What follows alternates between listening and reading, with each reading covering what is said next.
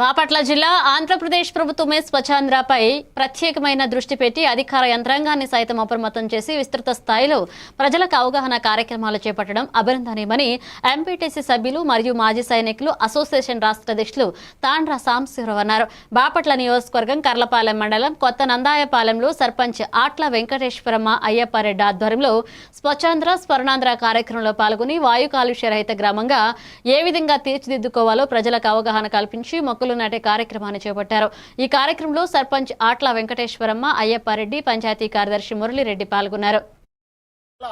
మూడవ శనివారం ఈ స్వచ్ఛాంధ్ర కార్యక్రమాలను చేయాలని చెప్పి గౌరవ బాపట్ల కలెక్టర్ గారు మరి చెప్పటం, ఆ ఆదేశాల మేరకు కర్లపాలెం మండలంలో కూడా మా గ్రామ పంచాయతీ సెక్రటరీ గారు మురళిరెడ్డి గారు కూడా తూచే తప్పకుండా పాటిస్తూ ఈ కార్యక్రమాలు నిర్వహించడం చాలా సంతోషదాయకం. ఈరోజు అక్టోబర్ 3వ శనివారం రోజున వాయు కాలుష్యం మీద మరి ఇది స్వచ్ఛ ఆంధ్రాలో భాగంగా వాయు కాలుష్యం మీద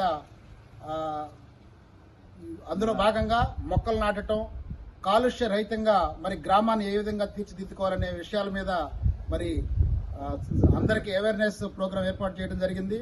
అందులో భాగంగా కొన్ని మొక్కలు కూడా నాటి వాయు కాలుష్యాన్ని ఎలా నివారించుకోవాలో తెలియజేయడం జరిగింది. చాలా సంతోషం. ప్రభుత్వమే ఇంత పెద్ద ఎత్తున కాలుష్య నివారణకు, స్వర్ణ ఆంధ్రకు, స్వచ్ఛ ఆంధ్రకు మరి ప్రభుత్వం బాధ్యత తీసుకొని చాలా కార్యక్రమాలు నిర్వహించడం చాలా అభినందనీయం.